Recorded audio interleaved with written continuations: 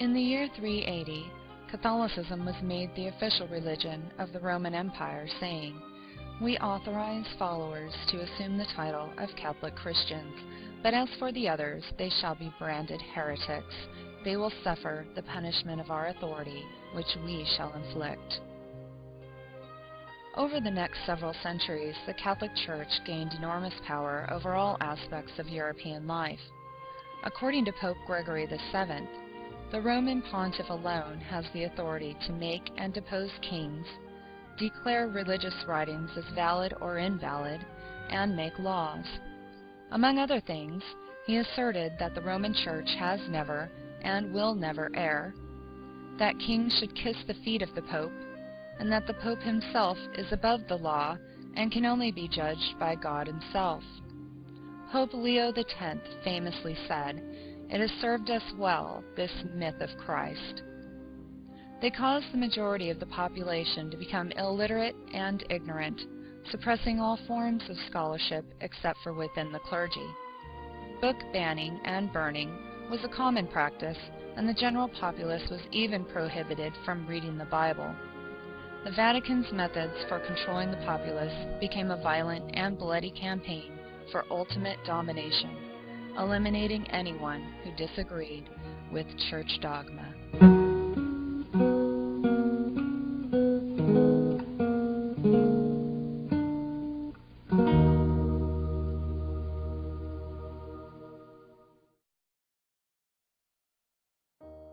A series of Vatican-inspired wars called Crusades began in the year 1095 with the campaign for control of Jerusalem and lasted for over 250 years.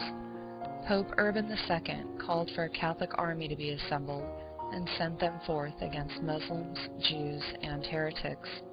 An estimated 3 million people died. The Pope had promised automatic forgiveness of sins to any crusaders who participated. A storm of savagery swept over the homeland of Yehoshua. Whole cities were massacred, atrocities committed against the corpses of the slain. In the year 1208, Pope Innocent III proclaimed a formal crusade against the Cathari and Albigensians in the south of France.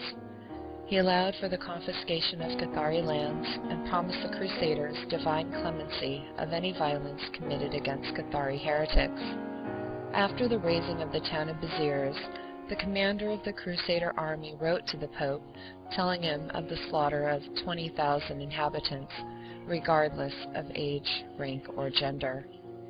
The same commander famously said, "Kill them all, God will know his own," when asked how to distinguish a heretic from a Catholic. The extermination of the Cathari would continue for 30 years, during which an estimated 1 million people were murdered at the command of the papacy. The formal Inquisition was instituted in 1229 as a tool to root out the remaining Cathari and their sympathizers. The Inquisition against alleged heretics became increasingly aggressive.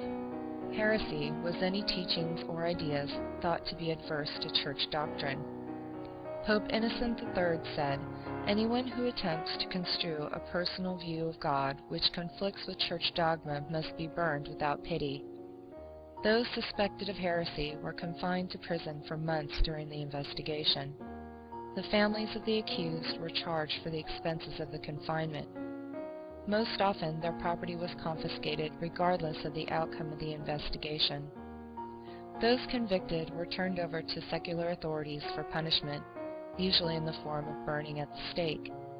In the year 1252, Pope Innocent IV authorized the use of torture in investigating heresy.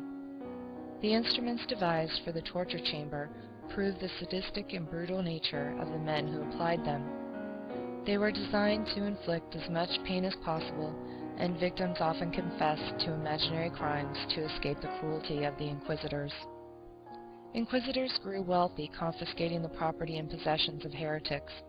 Inquisitor Emmerich lamented that there are no more rich heretics.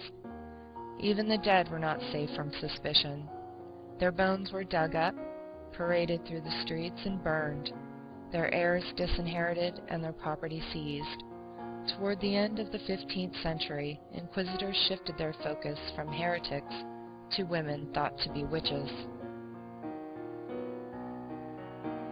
Publication of the Malleus Maleficarum, a handbook for the investigation, torture, and punishment of witchcraft, in the year 1487, was authorized by Pope Innocent VIII.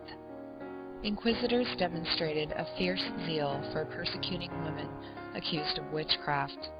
A witch could be found guilty on the testimony of a single anonymous witness.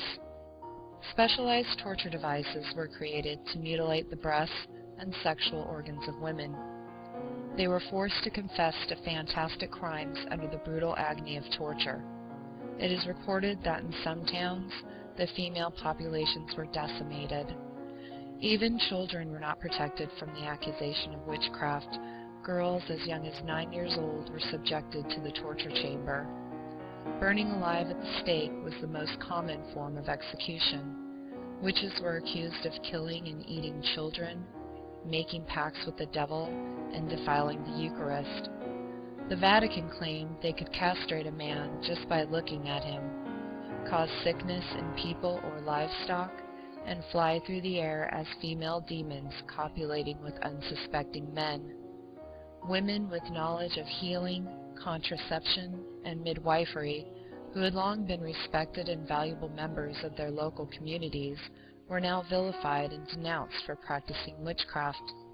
Woodcuts such as these show supposed witches flying on brooms, kissing the devil's backside, and celebrating the Black Mass in parody of the Catholic Mass. Every female was a potential witch, and coming under the suspicion of the Inquisition tribunal was essentially a death sentence.